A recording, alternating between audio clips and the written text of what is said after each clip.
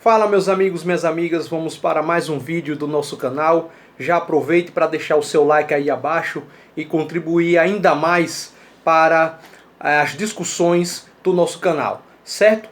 E hoje nós vamos falar de Libertadores e vamos falar do confronto entre Brasil e Argentina, que recentemente está muito desfavorável para os brasileiros, né?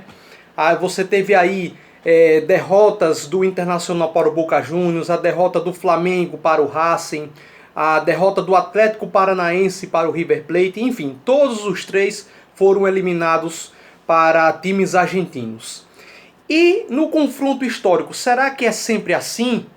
Então, é o que vamos ver agora. Eu trouxe alguns números para vocês observarem e discutirem depois sobre esse confronto entre Brasil e Argentina. Primeiro, eu fiz o seguinte, né? Eu coloquei os jogos gerais, né? Os jogos no geral, isso inclui fase de mata-mata, fase de grupos, final. Coloquei os jogos da fase de grupos e coloquei os jogos da fase de mata-mata. E nos jogos no geral, isso até o dia 1º de dezembro, né? Segundo a UOL, foram registrados 256 jogos com 101 vitórias brasileiras, 62 empates e 93 vitórias argentinas. Então, neste quesito, os brasileiros levam vantagem no confronto, né, nos jogos gerais. Nos jogos na fase de grupos, os brasileiros ainda levam vantagem. Então, são 58 vitórias brasileiras, 30 empates e 38 vitórias argentinas. Porém, quando o assunto é eliminatória de Libertadores, quando o assunto é mata-mata, aí ocorre uma reviravolta. Os argentinos levam uma vantagem. Então vamos lá, são 36 vitórias da Argentina em confrontos mata-mata contra 26 vitórias brasileiras. E aí, em relação aos jogos mata-mata, foram realizados 130 jogos, com 43 vitórias brasileiras, 32 empates e 55 vitórias dos argentinos. Em relação a títulos da Libertadores, os argentinos têm 25 títulos e o Brasil tem 19. Mas o que explica essa superioridade da Argentina em relação aos brasileiros quanto a disputas de mata-mata? Bem, o primeiro é a questão histórica.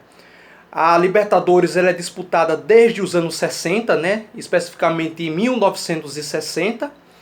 E dos anos 60 até os anos 80, até o finalzinho dos anos 80, existia uma hegemonia argentina e uruguaia. Então, dividia muito as atenções o futebol argentino com o futebol uruguaio. Então você tinha equipes aí como Independiente, Nacional do Uruguai, Peñarol, Estudiantes, o próprio Boca Juniors, o River Plate com o título de 86.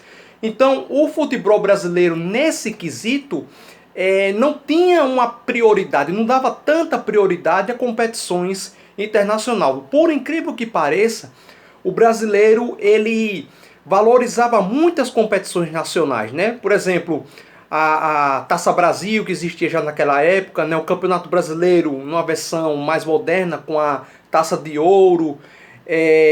Então, assim, os campeonatos estaduais tinham um peso mais forte naquela época também. Então, se valorizava muito as competições nacionais e regionais e não se dava tanta importância às competições internacionais. Tanto que em 77, o Corinthians teve que priorizar o Campeonato Paulista, que não ganhava desde 1954, portanto há 22 anos, e deu essa preferência em relação à Libertadores, né? O Corinthians preferiu ganhar o Campeonato Paulista a disputar com maior firmeza a Copa Libertadores.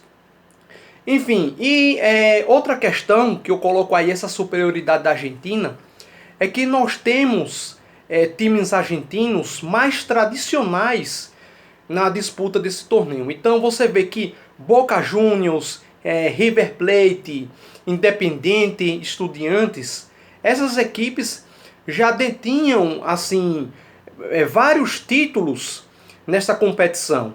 Então o Boca Juniors já tinha sido campeão em 77, o Independiente 7 vezes campeão da Libertadores. Então esses times já eram há muito tempo, já tinham há muito tempo conquistas nesse tipo de competição.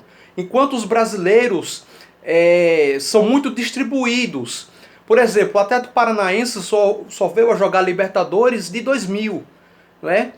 E você tem mais também times brasileiros participantes de uma forma recente nesse tipo de torneio, como por exemplo o próprio São Caetano, né, que jogou a competição em 2001, né, 2001 e foi vice em 2002. Então os argentinos eles têm maior tradição, né, o Boca Juniors e o River Plate eles têm grandes jogos em relação a este tipo de competição. E os brasileiros, eles começaram ali a ter uma maior importância, dar uma maior importância a partir mesmo dos anos 90. É claro que nos anos 90 você já aí tinha uma maior hegemonia brasileira, né? Com o bicampeonato do São Paulo, 92, 93, o Grêmio que voltou a ser campeão em 95, né? Após ter conquistado o título em 83. E aí o Cruzeiro em 97, o Vasco em 98 e o Palmeiras em 1999. Certo, pessoal? Então, é essa contribuição, né, do meu vídeo de hoje. Espero que vocês tenham gostado. Já deixe o seu like aí abaixo. Entre também na parte dos comentários e vamos para mais um vídeo. Um abraço.